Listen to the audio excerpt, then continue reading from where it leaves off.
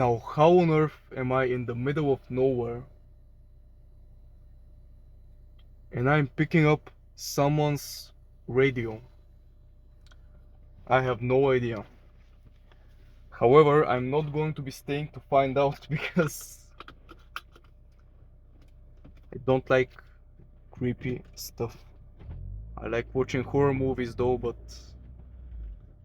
none of this in the middle of nowhere, in the middle of the night, catching strange signals. I'm not staying for that. What I am staying for is the nice drive. I found a very nice road, very relaxing road. And I decided to tell you a story. Now, I don't want to get too much into specifics because I don't know, I'm just not.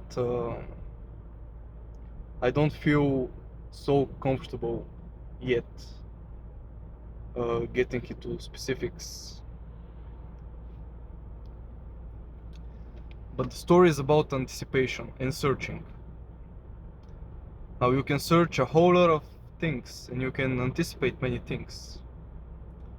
However, I'm going to be talking about anticipating the good while you're in a rough spot. So this right here is my first car. First and only. I don't have any other cars.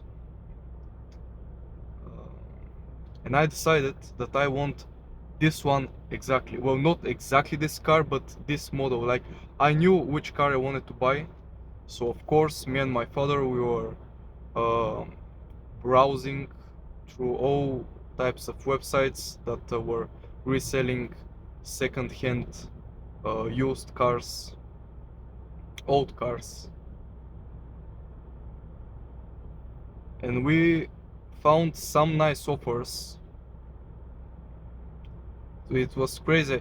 I'm so thankful to my father because we literally was going all around the country, like this city, that city.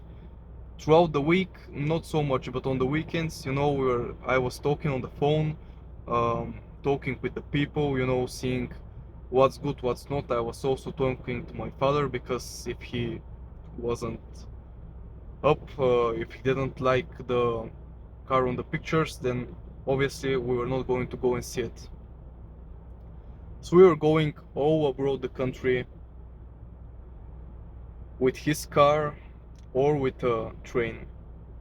I'll get to that in a bit. We were looking, and most of the cars, they looked good on pictures.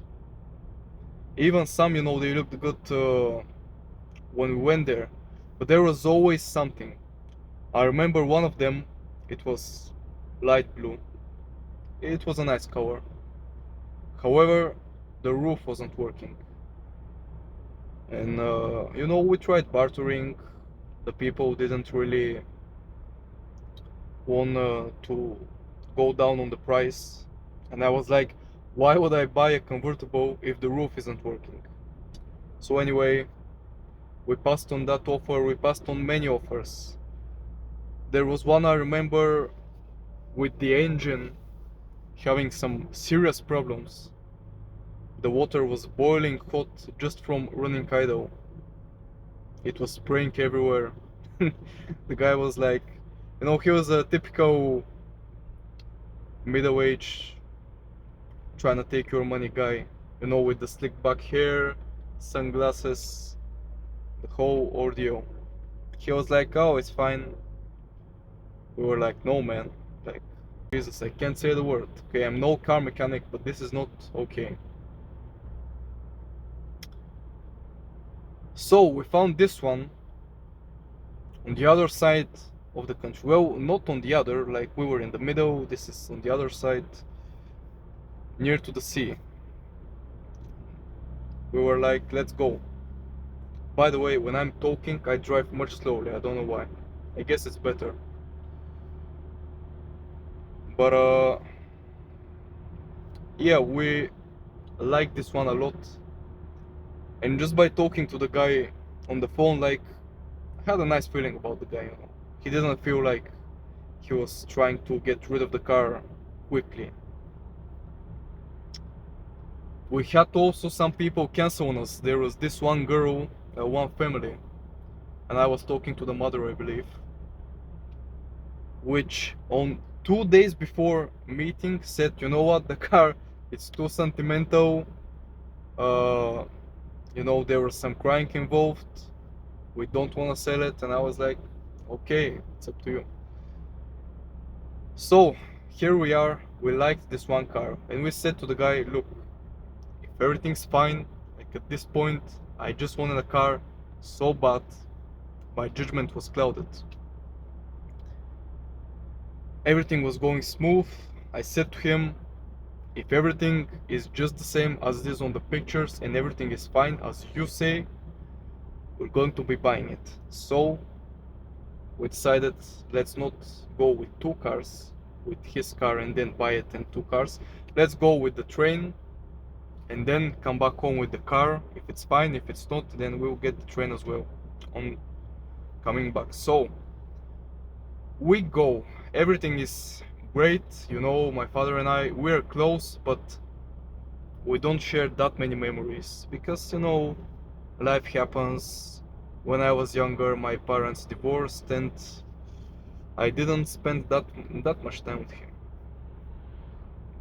So everything's going great until it wasn't. It was a common occurrence, but right then and there, you know, buying my first car with my dad, special, ruined it. So we're traveling in the train, and I'm obviously like not in a great mood, as I should be, because guess what? On the day that we were going, it was my father's birthday, and he was like, "Oh, I have a birthday, but we're going to be buying you a car." Of course, he was helping me with the money, not the whole price of the car was paid from me. You know, I had help. No shame in admitting that. Uh, I love the car, by the way. Like 20-year-old car. It's old. I don't care. It's cheap. I don't care. It's nice. So we're traveling, and I'm feeling like shit. He was starting to get annoyed by me because, you know, this is supposed to be like an event, and I'm making it. Well, at the time, I was thinking that it's everyone else's fault, but really I was making it stupid because I was the one letting bad things happen to me. Sure, sometimes bad things can happen to you, just like this, but most of the time you, and in that case I, had a big part in it. So, you know, we had some nice moments where he dropped nuggets of wisdom. And he said, you know, it is what it is. It's your fault as much as it is anyone else's. And in the moment, of course, I reacted like, how is it my fault? Like, how can you think this? In reality, he was right.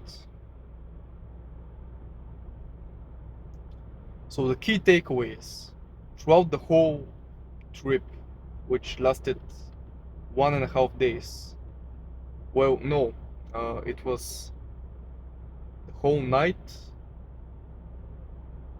and then the whole day. So like 24 hours. So from start to finish, I was waiting for the bad emotions to pass. And guess what happened while I was waiting? They did not pass, but what did pass was a great road trip with my father. And you know, we have had nice moments since then, of course, but not something as special as buying your first car. And that is something I regret. I regret feeling as negatively as I did. Because after a while, I didn't mind.